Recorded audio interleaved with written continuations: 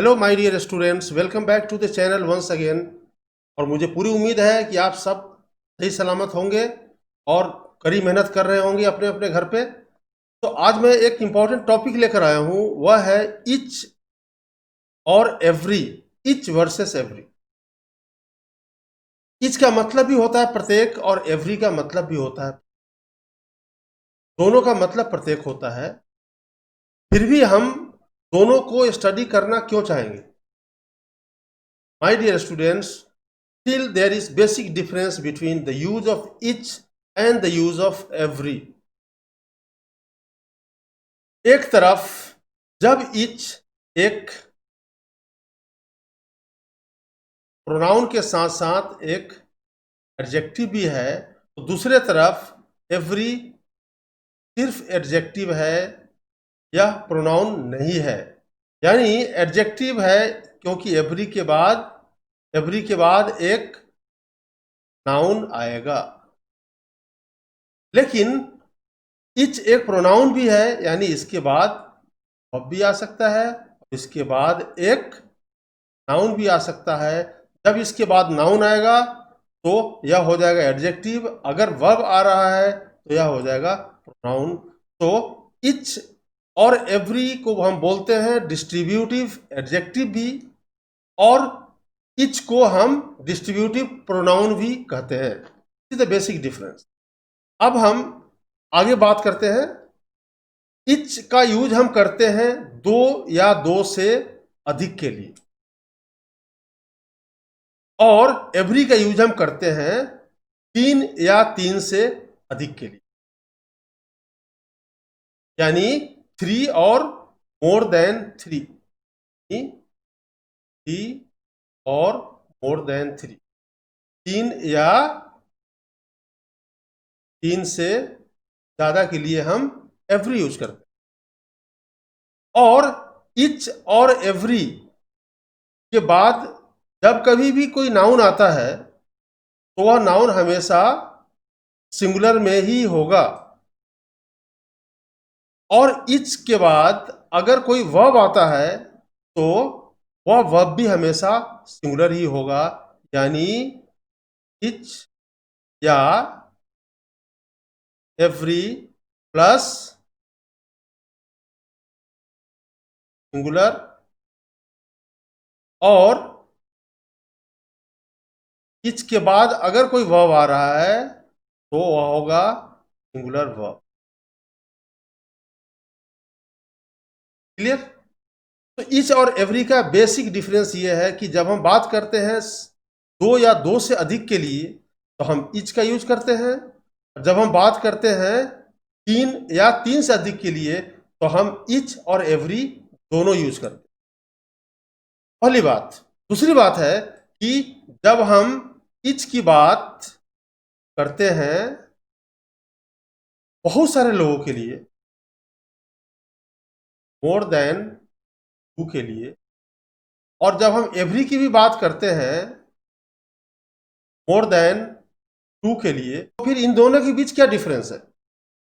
जब हम इच की बात करते हैं 50 लोगों के लिए तो यह जो है काउंटेड है, यानी कोई भी मिसिंग नहीं है। जब हम 50 में से प्रत्येक की बात करते हैं, एक को भी हम छोड़ते नहीं है, तो वहां पर हम इच का यूज करते हैं। जब हम बात करते हैं 50 की और वहां पर हम 50 में से 50 के बारे में श्योर नहीं है तो हम एवरी का यूज करते हैं। अब कुछ एग्जाम्पल्स है जिसके मदद से सारा कुछ क्लियर हो जाएगा। अब हम यहां पर दो सिनेरियो सेट करते हैं। पहला सिनेरियो है दो वस्तुओं के लिए, और जो दूसरा सिनेरियो है थ्री या मोर देन थ्री थिंग्स के लिए। तो टू थिंग्स के लिए हमने क्या लिखा? He was carrying a bag in each hand. He was carrying a bag in, यहां पर हाथ कितने होते हैं एक व्यक्ति के?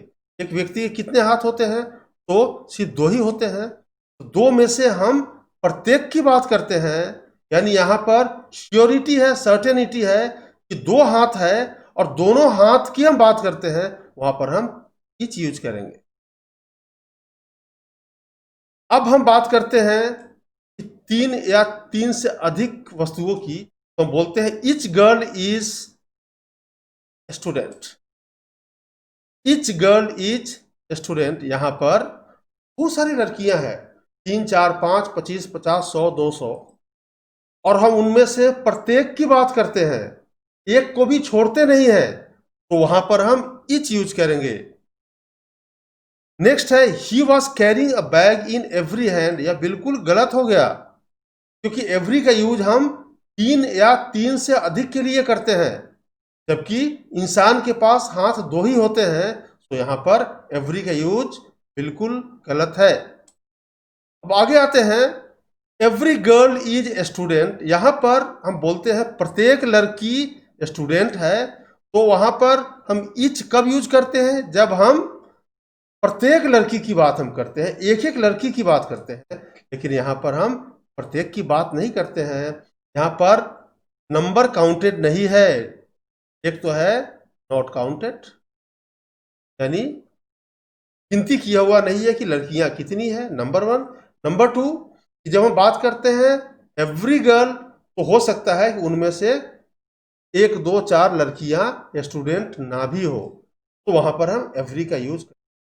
तो माय डियर स्टूडेंट्स, जब हम 3 या 3 से अधिक की बात करते हैं और वहां पर 100% श्योरिटी है और the number of things is counted, तो वहां पर हम ईच का यूज करेंगे।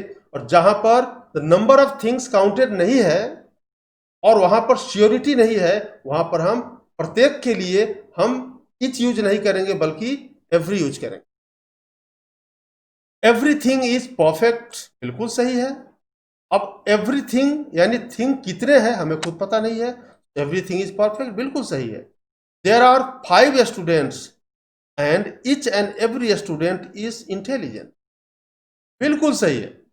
देयर आर 5 स्टूडेंट्स, 5 स्टूडेंट्स हैं, और प्रत्येक स्टूडेंट यानी 5 के लिए हम ईच भी यूज करेंगे, 5 के लिए हम एवरी भी यूज करेंगे, तो ईच एंड एवरी हम एक साथ यूज कर सकते हैं इंफेसिस के लिए।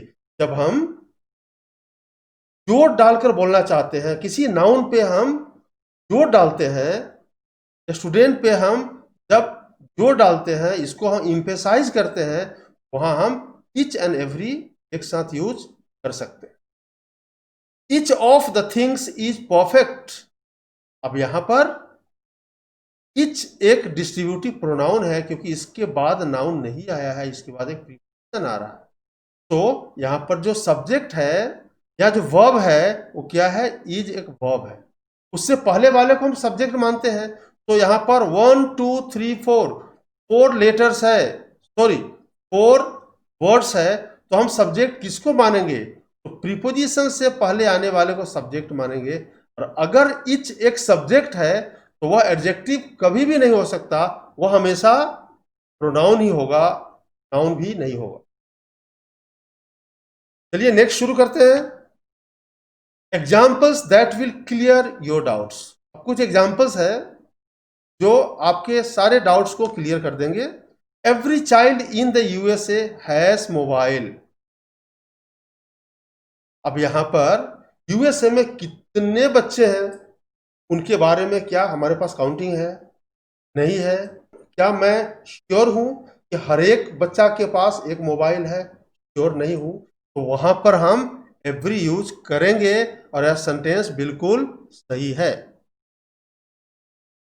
अब हम बोलते हैं each child in the class has mobile, class में हर बच्चे के पास एक मोबाइल है, तो क्लास में बच्चों की संख्या कितनी हो सकती है, 20, 25, 50, 100, और वो काउंटेड होता है। तो जहां पर काउंटेड है वहां पर हमारी श्योरिटी है, और वहां पर हम प्रत्येक की बात कर सकते हैं, इसलिए यहां पर ईच का यूज भी बिल्कुल है।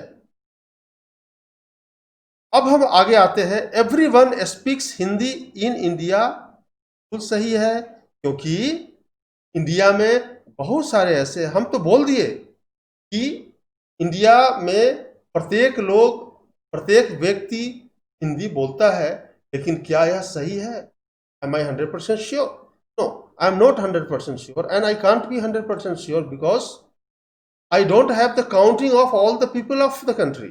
तो हम फॉर श्योर यह नहीं कह सकते हैं कि प्रत्येक व्यक्ति इंडिया का हिंदी बोलता है, तो वहां पर हम इच यूज नहीं करेंगे बल्कि एवरीवन यूज करेंगे। Very good. Next is each day sun sets in the west. अब जो सनसेट होता है वो किधर होता है? वेस्ट ही होता है। कल भी हुआ था, आज भी हुआ है, होगा, या कल भी होगा, पिछले साल भी हुआ था, अगले साल भी होगा। वहां पर श्योरिटी है, वहां पर हम प्रत्येक दिन के लिए ईच यूज करेंगे, एवरी यूज नहीं करेंगे। तो यह भी है।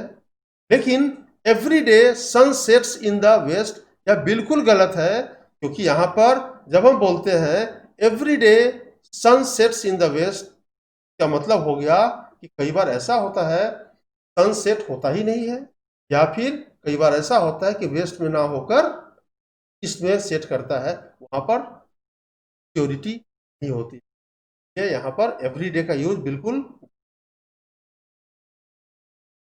Each boy is ready to do his work. अब लड़के कितने हैं वो पता नहीं है, कहां पर है कोई पता नहीं है। यहां पर हम सारे लड़कों की बात कर रहे हैं, सारे लड़कों में से प्रत्येक एक एक लड़के की बात कर रहे हैं, वहां पर ईच बिल्कुल। अब यहां पर every boy is ready to do his work, यहां पर सिक्योरिटी नहीं है कि लड़के कितने हैं। क्या मतलब हुआ? लड़के कितने हैं पता नहीं है, काउंटेड नहीं है, और उनमें से प्रत्येक काम करने के लिए तैयार है कि नहीं, सिक्योरिटी नहीं है। तो यहां पर एवरी का यूज भी सही है। सो सेंटेंस दोनों सही है, लेकिन यहां पर the number of boys is counted and we are talking about each boy, यानी प्रत्येक लड़के की बात हम कर रहे हैं। यहां पे किसी भी लड़के को छोड़ नहीं रहे हैं, लेकिन यहां पर हम क्या देख रहे हैं? Number is not counted. जब नंबर काउंटेड नहीं है तो वहां पर हम प्रत्येक लड़के की बात नहीं कर सकते हैं। एवरी हैज, तो every has rightly been used. She has read almost every book she had. अब यहां पर एक चीज ध्यान दीजिएगा, नेक्स्ट सेंटेंस भी पढ़ लेते हैं। She has read almost each book. अब यह सेंटेंस गलत है, यह सेंटेंस सही है। ऐसा क्यों? जब हम बात करते हैं बच्चे ऑलमोस्ट की, जब हम बात करते हैं नियरली की, जब हम बात करते हैं अप्रोक्सीमेटली की, तो वहां पर 100% श्योरिटी नहीं होता। जब जहां पर 100% श्योरिटी नहीं है, वहां आप इच कैसे यूज कर सकते हैं? तो यहां पर इच का यूज गलत है, ये यह सेंटेंस गलत है। बट यहां पर एवरी का यूज बिल्कुल सही हुआ है, ऑलमोस्ट के साथ, या नियरली होता तो उसके साथ, या फिर अप्रोक्सीमेटली होता तो उसके साथ। तो आप अपकमिंग एग्जाम्स की तैयारी के लिए एक चीज दिमाग में आप बिठा लो कि ऑलमोस्ट, नियरली, अप्रोक्सीमेटली के साथ हम हमेशा एवरी यूज करेंगे, इच यूज नहीं करेंगे। I have visited nearly every place in Delhi, बिल्कुल सही है सेंटेंस, क्योंकि जब हम बोलते हैं दिल्ली के हर जगह, करीब करीब हर जगह मैं घूम लिया हूं, तो करीब करीब हर जगह मतलब सारे जगह की बात मैं नहीं कर रहा हूं।